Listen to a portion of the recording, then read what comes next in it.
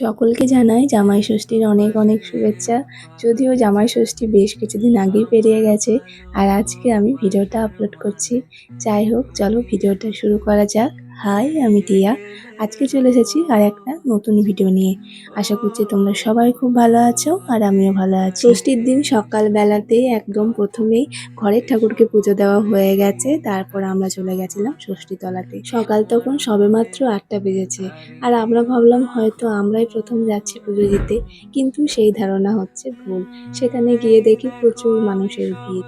আসলে এই গ্রামটা হচ্ছে প্রচুর বড়, যার জন্য একদম সকাল থেকেই পুজো শুরু হয়ে যায়। আরো একটা সুবিধা রয়েছে, সেটা হচ্ছে এখানে অনেক ঠাকুরমশাই রয়েছেন, যার জন্য পুজো কিন্তু বেশ ভালোভাবেই সম্পন্ন হয়।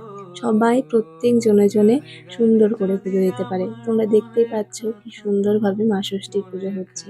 আর এই ষষ্ঠীতলায় এলে এত সুন্দর ফুরফুরে হাওয়া দেয়, যেটা বলে বোঝানোর নয়। খুব ভালো লাগে এখানে। আর বিশাল বড় একটা গাছ চারিদিক ছায়ায় ঢেকে থাকে।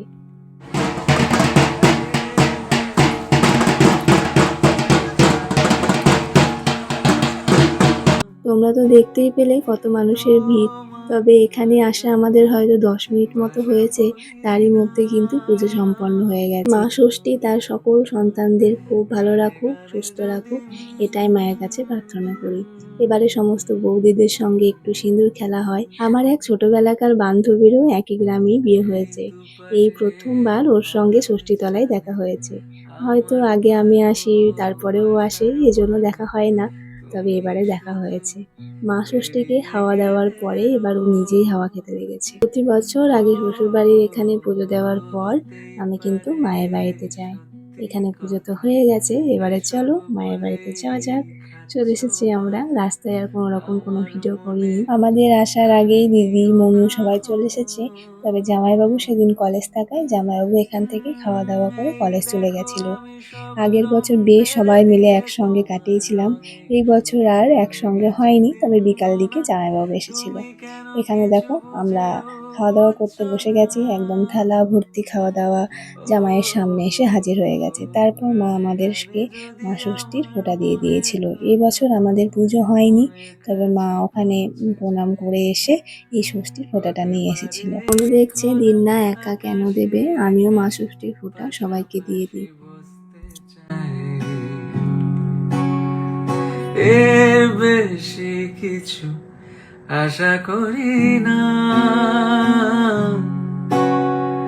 তোমার। ষষ্ঠী এলেই আমাদের সব থেকে মনে একটা আনন্দ হয় যে কখন এই হলুদ সুতোটা হাতে বাঁধতে পারবো। প্রতি বছর দিদিদের বাড়ি থেকে এই হলুদ সুতোটা আসে। যেহেতু আমাদের এখানে কিন্তু এই নিয়মটা নেই, শ্বশুর বাড়িতেও নেই, তাই জন্য আমরা অপেক্ষায় বসে থাকি। দিদি না খুব সুন্দর একটা সেট পরে এসেছিল, এই যে আমি তোমাদের সঙ্গে একটু শেয়ার করে নিলাম। তোমাদের কেমন লাগলো জানিও। সত্যি সেটটা এতটা সুন্দর, এত গ্লসি, কি বলবো। এখানে তারপর দুপুর দিকে আমরা সবাই মিলে একটু লুডো খেলে নিয়েছিলাম।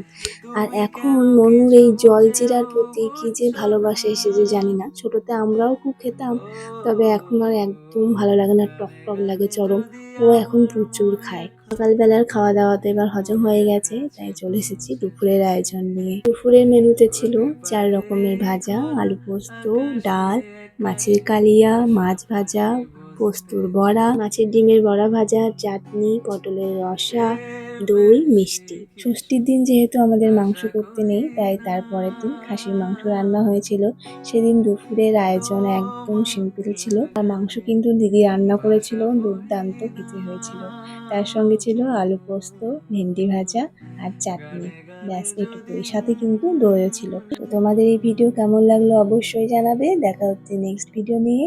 সবাই ভালো থাকবে, সুস্থ থাকবে। Tata, bye bye.